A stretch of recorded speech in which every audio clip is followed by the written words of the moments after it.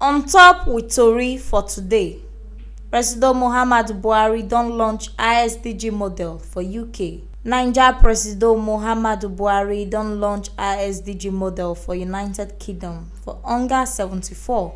As dis one na ogbonge tin wey federal government dey do for Naija, as e go help remove the gap wey dey for policy planning and budgeting, make e for help Naija on top economy recovery and growth plan wey be ERGP and other development plans wey go carry Naija go up. We have since recognized that to achieve the 2030 agenda and the SDGs, we must scientifically understand our implementation context, carefully formulate policies and programs, and judiciously apply human and financial resources. This cannot be achieved with ad hoc planning.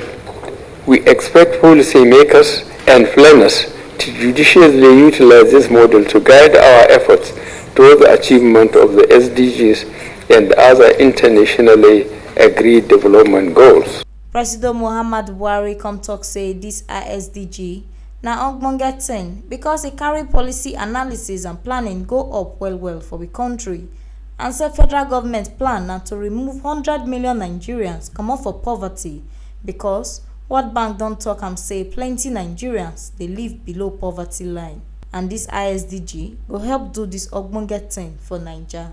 I am aware from official statistics that approximately 54% of Nigerians live below the poverty line as defined by World Bank. It is pertinent to state that reducing extreme poverty and hunger is one of the cardinal objectives of our administration. It is for this reason that in May this year, we committed ourselves to lifting approximately 100 million Nigerians out of poverty within 10 years period.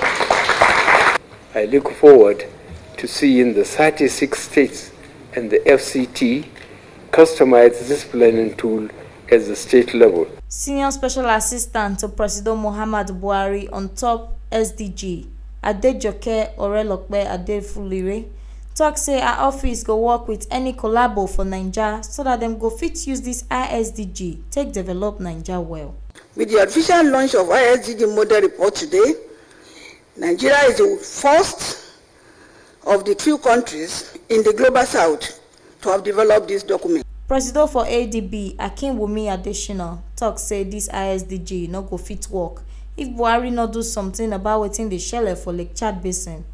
E throw a salute give Presido Muhammadu Buhari when take carry SDG come take change Naija situation, and say African Development Bank wey be ADB go help make sure say Buhari fit do this kind of ogbonge thing for Naija. Mr. President, the SDGs cannot be achieved unless the situation in the Lake Chad Basin is addressed.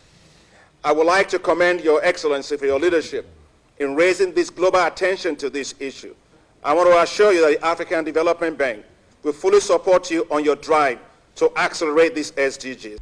Now so Emir of Kano Muhammadu Sanusi II come thank Buhari wey he take talk say him go fight poverty for Naija because na him #1 work na him be that.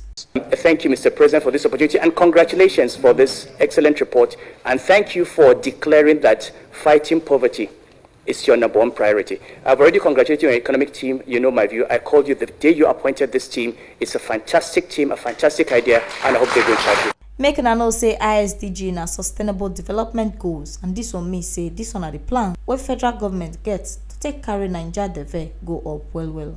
Still on top this talk about SDG matter for the country, Edo State government standard gidigba put as Governor Godwin Obaseki administration dey waka well on top these goals them.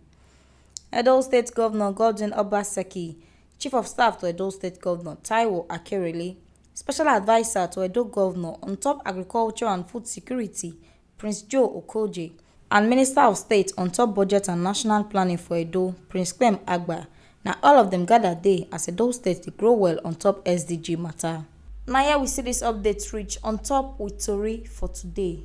As e be say Presido Muhammadu Buhari don launch SDG model for United Kingdom for UNGA 74 wey dey shele so. Make una know say this ogbonge update wey dey waka come meet una so na till live media na im carry am come give una. And so they get more of this ogbonge tori, make una like and subscribe to our YouTube channel for Till Live Media TV. Make una like and follow us for Facebook, Instagram and Twitter for Till Live Media. Una fit still log out to our website for www.tillivemedia.com.